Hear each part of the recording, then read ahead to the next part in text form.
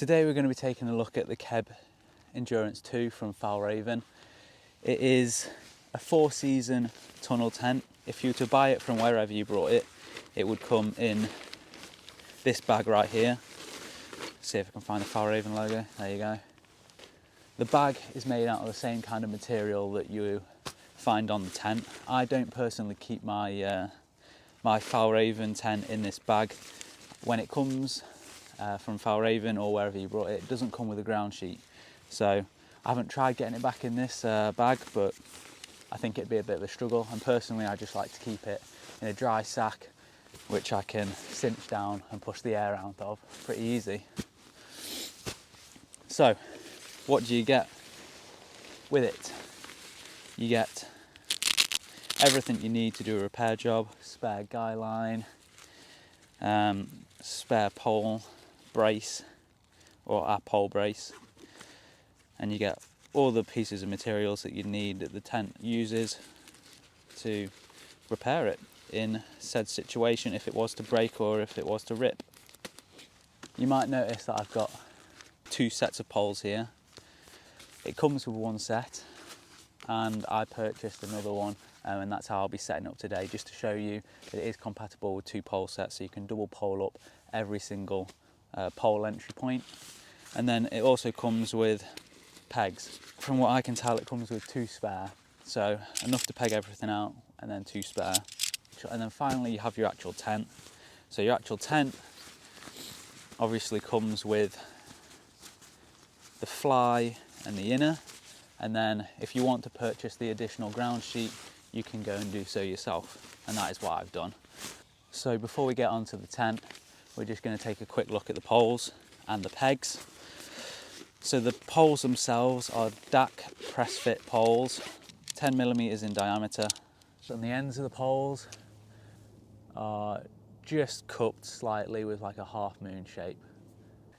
You've also probably noticed that the poles are coloured.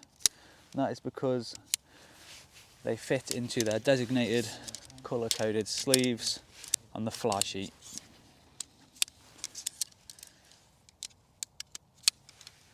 The pegs that come with it are DAC V-shaped medium pegs. They are very good pegs, and I personally am very happy with them and how I've used them. That being said, I do also carry extra pegs so that if I want to, I can double peg out points where the wind might be hitting the tent. So I'm going to put this tent up as if it was blowing a hoolie.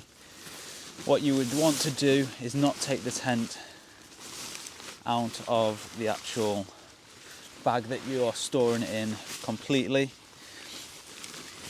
Ideally, the front bit that would come out would be the vestibule, and if you needed to, you could then secure it with your knee. You'd grab the pegs, just 2, and you'd peg out roughly where you want them to be. Once you've done that, all you would do is remove the rest of the tent and lay it out like so. The first pole sleeve is colour coded, so you know exactly which poles go into it. And then you can see here you have your cup, and the cup receives both the double poles. So all you're going to do is take 2 of your goldeny yellowy poles, and you're going to start feeding them through until they are seated on the other side into a reinforced cup. The next 2 poles to go in are the red ones. No, this tent is not freestanding. It does need guys. It's really not difficult to get these double poles in there.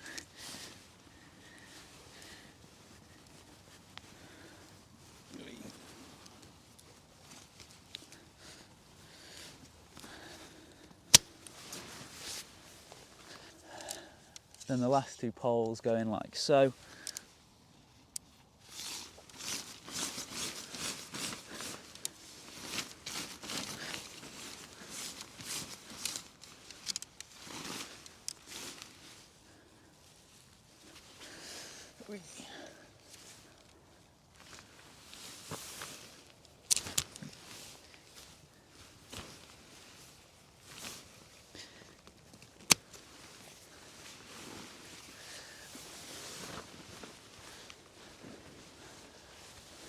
can just pull it back. I've personally pitched this tent in all kinds of weather conditions. This is a Nordic pitch construction as well, which means your fly and your inner, and also the ground sheet if you've purchased one, which is underneath on mine. There's the ground sheet. I'm just using this as something to keep the tent clean so I don't have to clean it again. Once you've erected your tent, to create enough tension, or however much tension you want, all you're going to do is pull up, and you can see that pulls the poles closer to the fly and generates more tension on the outer where the poles attach. So there we have it. The tent is fully erect and it's looking pretty smart. The footprint by itself is 540 grams. The additional pole set is 500 grams. And if you were to total that all together, you would get 4,730 grams, or a smidge just over 4.7 kilos. The outer material is extremely lightweight. It's made from 40 denier triple rip silicone coated nylon with a 3,000mm hydrostatic head, and I've had this in quite rainy conditions and it's absolutely superb. In addition to that, as you can see, there is a more durable material around the bottom of the fly. The exact same properties, but it is a 70 denier material, so it's more hard wearing because it's going to be in close contact with that ground. The inner is a 30 denier nylon material with a durable water repellent coating, and the floor of the inner is a 70 denier, again tougher nylon material with 10,000mm hydrostatic head. The guy ropes are 2mm Dyneema guy lines, and they come with line locks that are super easy to use with gloves. All the corners of the back and the front have adjustable peg out points to make sure that the fly is nice and taut.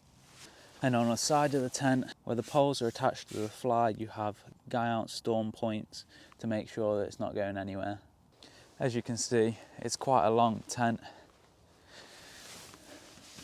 but this means that you have more than enough room inside the vestibule, and the vestibule has two doors, both with separate openings, one with fly and one with mesh, to make sure you can have good ventilation. So it's all good me just reeling off technical information about this tent, but what makes this tent so good is its ability to withstand extremely harsh conditions. Both the fact that you have so many points which you can peg out, and the fact that it can take double poling, both 10mm poles, makes this extremely durable and hard wearing tent. And to be honest, there's nowhere I'd rather be when the weather starts getting a bit meh, shall we say. And that's probably down to this absolutely huge vestibule.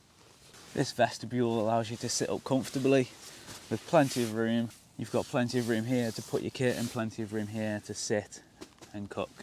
In addition to that, you've got, again, lots more ventilation options for getting good through draft, which means if you're cooking in your tent in winter, you're not going to gas yourself out, quite literally. So if I take you to inside the inner, we'll take a quick look. So you can separate your mesh lining from your durable water repellent inner to give you even more ventilation options. You can see there's two pockets on each side, one big, one small, and also on this side. At the back of the tent, you can see two pockets right beside the ventilation window, which you can open up completely or just have again as a mesh lining. The only downside of this tent is obviously it's quite large, and because of its weather resistance, its ability to be double poled, that does come at a price with the weight that you have to carry. But other than that, this tent is perfect for me. Take care, guys. Until next time.